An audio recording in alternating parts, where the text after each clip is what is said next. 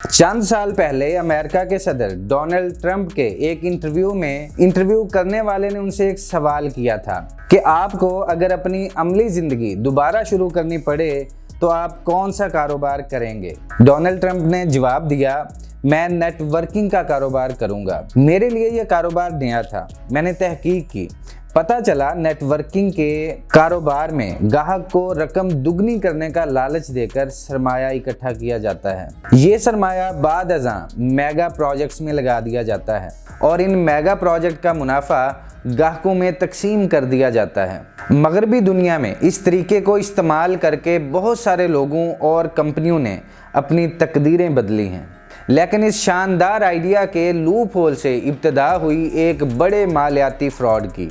इस फ्रॉड को नाम दिया गया है पोंजी, जिसका शिकार आप या तो हो चुके होंगे या जल्द हो जाएंगे, क्योंकि इस तरह की स्कीमों का तारुफ हमेशा आपके भरोसामंद दोस्तों और रिश्तेदारों के ज़रिए होता है।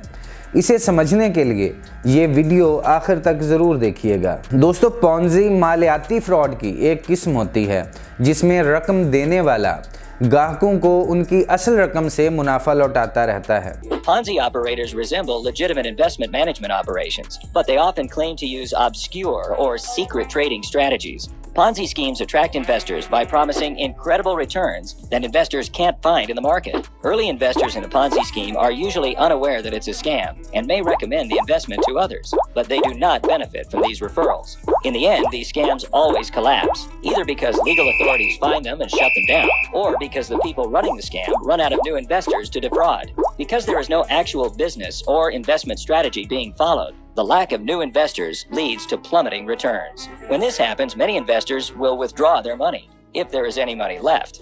Sometimes the operator of the scheme takes the remaining money and tries to disappear when he sees that no new investors are buying in. शुरू के ग्राहकों को दुगनी रकम मिल जाती है, लेकिन आखिरी ग्राहक सारे सरमाए से महरूम हो जाते हैं। नेटवर्किंग निस्बतन अच्छी पोंजी होती है, लेकिन दोनों में शुरू के ग्राहक फायदे में और आखिरी नुकसान में रहते हैं। इसकी दुनिया के तकरीबन हर मुल्क में बेशुमार मिसालें मौजूद हैं, लेकिन पाकिस्तान में इसकी 5 टॉप एग्जाम्पल्स में से सबसे पहले नंबर पर डबल शाह, दूसरे नंबर पर टाइम्स यानी टायनशी इंटरनेशनल, फिर गोल्ड माइंस जिसका आगाज़ कराची से हुआ, फिर B4U जिसका आगाज़ मियाँ वाली से हुआ और ये फिर पूरे मुल्क में फैली, और 5वीं HT Fox ट्रेडिंग। सिर्फ इन 5 कंपनियों के पाकिस्तान में कुल मुतासरीन की तादाद तकरीबन 4 करोड़ से ज़ायद है। पोंजी के स्ट्रक्चर को समझने के लिए हम इसकी एक एग्जाम्पल को डिस्कस करेंगे, जो मैंने सिलेक्ट की है डबल शाह। दोस्तों, डबल शाह एक गरीब घराने में पैदा हुआ। BSc और B.Ed करने के बाद वो वजीराबाद के करीब निज़ामाबाद के गवर्नमेंट हाई स्कूल में साइंस का उस्ताद भर्ती हो गया। गुर्बत ज़्यादा थी और ख्वाब ऊंचे, वो नौकरी से उकता गया। उसने छुट्टी ली और 2004 में दुबई चला गया। वो 6 माह दुबई रहा और 6 माह बाद वजीराबाद वापस आ गया। वजीराबाद में उसने एक अजीब काम शुरू किया। उसने अपने हमसायों से रकम मांगी और ये रकम 15 दिन में दुगनी करके वापस कर दी। एक हमसाया उसका पहला ग्राहक बना। ये हमसाया जावेद मार्बल के नाम से मार्बल का कारोबार करता था। हमसाये ने रकम दी और ठीक 15 दिन बाद दुगनी रकम वापस ले ली। मोहल्ले के 2 और लोग अगले ग्राहक बने। ये भी 15 दिनों में दुगनी रकम के मालिक हो गए। ये 2 ग्राहक उसके पास 15 ग्राहक ले आए और फिर ये 15 ग्राहक महीने में 150 ग्राहक हो गए। यूं देखते ही देखते लोगों की लाइन लग गई। लोग जेवरात बेचते, गाड़ी, दुकान, मकान और ज़मीन फरोख्त करते और रकम उसके हवाले कर देते और ये रकम दुगनी करके वापस कर देता। ये कारोबार शुरू में सिर्फ निज़ामाबाद तक महदूद था, लेकिन फिर ये वजीराबाद, सियालकोट और गुजरांवाला तक फैल गया और देखते ही देखते वो मामूली स्कूल मास्टर अरबपति हो गया। ये कारोबार 18 माह जारी रहा। उस शख्स ने इन 18 महीनों में 43,000 लोगों से 7 अरब रुपए जमा कर लिए। जब कारोबार फैल गया तो उसने अपने रिश्तेदारों को भी शामिल कर लिया। ये रिश्तेदार संबड़ियाल, सियालकोट, गुजरात और गुजरांवाला से रकम जमा करते थे, 5% अपने पास रखते और बाकी रकम उसे दे देते थे। वो शुरू में 15 दिनों में रकम डबल करता था, फिर मुद्दत बाद अज़ां 1 महीना हुई, फिर 2 महीने और आखिर में 70 दिन हो गई। ये सिलसिला चलता रहा, लेकिन फिर اس کے برے دن شروع ہو گئے۔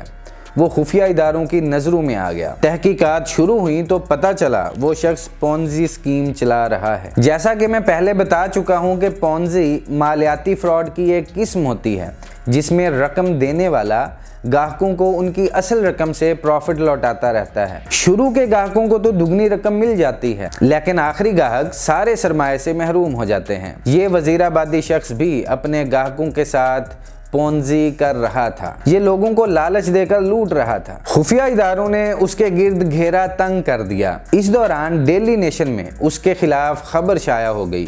گجرانوالہ ڈویژن میں کوہرام برپا ہوا اور وہ شخص اپریل 2007 میں گرفتار ہو گیا۔ یہ شخص تھا سید سبط الحسن عرف ڈبل شاہ، وہ ڈبل شاہ جس کا شمار پاکستانی تاریخ کے سب سے بڑے فراڈیوں میں ہوتا تھا۔ اس نے صرف 1.5 سال میں 3 اضلاع سے 7 ارب روپے جمع کر کے پوری دنیا کو حیران کر دیا تھا۔ اب آپ اس شخص کی چالاکی ملاحظہ کیجئے۔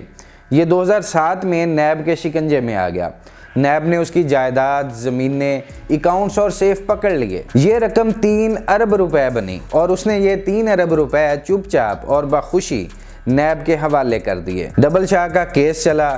اسے 1 جولائی 2012 کو 14 سال قید کی سزا ہوئی۔ جیل کا دن 12 گھنٹے کا ہوتا ہے، چنانچہ ڈبل شاہ کے 14 سال پریکٹیکلی 7 سال تھے۔ عدالتیں پولیس حراست، حوالات اور مقدمے کے دوران گرفتاری کو بھی سزا کاؤنٹ کرتی ہیں۔ ڈبل شاہ 13 اپریل 2007 کو گرفتار ہوا تھا۔ وہ عدالت کے فیصلے تک 5 سال قید کاٹ چکا تھا۔ یہ 5 سال بھی اس کی مجموعی سزا سے مائنس ہو گئے، پیچھے رہ گئے 2 سال۔ ڈبل شاہ نے محسوس کیا کہ 4 ارب روپے کے عوض 2 سال قید مہنگا سودا نہیں، چنانچہ اس نے پلی بارگین کی بجائے سزا قبول کر لی۔ جیل میں اچھے چال چلن، عید، شب برات اور خون دینے کی وجہ سے بھی قیدیوں کو سزا میں چھوٹ مل جاتی ہے۔ ڈبل شاہ کو یہ چھوٹ بھی مل گئی، چنانچہ وہ عدالتی فیصلے کے 23 ماہ بعد جیل سے رہا ہو گیا۔ ڈبل شاہ 15 مئی 2014 کو کوٹ لکھپت جیل سے رہا ہوا تو ساتھیوں نے گیٹ پر اس کا استقبال کیا۔ یہ لوگ اسے جلوس کی شکل میں وزیر آباد لے آئے۔ وزیر آباد میں ڈبل شاہ کی آمد پر آتش بازی کا مظاہرہ ہوا۔ پاکستانی تاریخ کے سب سے بڑے فراڈیے کو ہار پہنائے گئے، اس پر پھولوں کی پتیاں برسائی گئیں اور اسے مسجدوں کے لاؤڈ سپیکروں کے ذریعے مبارکباد پیش کی گئی۔ وہ معاشرے کا 3 درجے کا شہری تھا۔ اس نے فراڈ شروع کیا اور 18 ماہ میں 7 ارب روپے کا مالک بن گیا۔ نیب نے اسے گرفتار کر لیا۔ وہ گرفتار ہو گیا۔ نیب ایڑی چوٹی کا زور لگانے کے باوجود اس سے 4 ارب روپے نہیں نکلوا سکا۔ سزا ہوئی۔ وہ بڑے آرام سے سزا بھگت کر باہر آ گیا۔ اس نے قید کے دن بھی جیل کے ہسپتال اور 2nd کلاس میں گزارے۔ اسے جیل میں تمام سہولتیں حاصل تھیں، چنانچہ جب وہ رہا ہوا تو وہ مکمل طور پر کلیئر تھا۔ اس نے اب کسی کو کچھ ادا نہیں کرنا تھا اور نہ ہی پولیس اور نیب اسے تنگ کر سکتی تھی۔ یہ اس رقم کا بلا شرکت غیر مالک تھا۔ ایک سابق سکول ٹیچر کے لیے 4 ارب روپے کی رقم قارون کے خزانے سے کم نہیں تھی۔ وہ وزیر آباد سے لاہور شفٹ ہوا اور دنیا بھر کی سہولیات کے ساتھ شاندار زندگی گزارنے لگا۔ لیکن اب اللہ کا نظام بھی ملاحظہ کیجئے۔ سید سبط الحسن شاہ عرف ڈبل شاہ کو رہائی کے 16 ماہ بعد اکتوبر 2015 میں لاہور میں ہارٹ اٹیک ہوا۔ اسے پنجاب انسٹیٹیوٹ آف کارڈیالوجی لے جایا گیا۔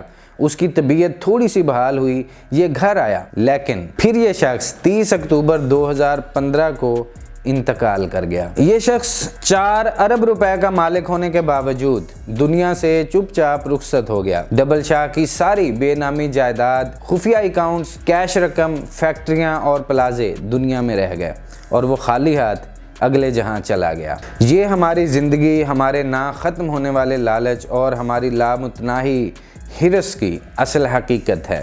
ہم انسان اپنے گرد لالچ کی وسیع دیوار بناتے ہیں، ہم مال جمع کرتے ہیں، ہم دوسروں کی عمر بھر کی کمائی لوٹتے ہیں اور قارون کی طرح خزانے بناتے ہیں، لیکن آخر میں ہم چپ چاپ دنیا سے رخصت ہو جاتے ہیں۔ ہم انسان ان چیونٹیوں سے بھی بدتر ہیں جو عمر بھر اپنے جسے سے بڑے دانے کھینچتی رہتی ہیں، انہیں کھینچ کر دھکیل کر بلوں تک لاتی ہیں، اور جب دانوں کا انبار لگ جاتا ہے تو وہ اس کے سرہانے گر کر مر جاتی ہیں، اور پھر ان کی عمر بھر کی جمع پونجی چوہوں کا نوالا بن جاتی ہے۔ اس کہانی اور بھاشن سے پونزی اسکیمیں چلانے والوں کو تو کوئی فرق نہیں پڑے گا، لیکن آپ اس طرح کے فراڈ سے بچ سکتے ہیں۔ جب بھی آپ کو کوئی دوست، رشتہ دار اس سے ملتی جلتی اسکیم کی پیشکش کرے تو الرٹ ہو جائیں اور سمجھ جائیں کہ پونزی اور ڈبل شاہ اب آپ کے دروازے پر دستک دے رہے ہیں۔ Skepticism is an investor's best defense against a Ponzi scheme. If the returns sound too good to be true,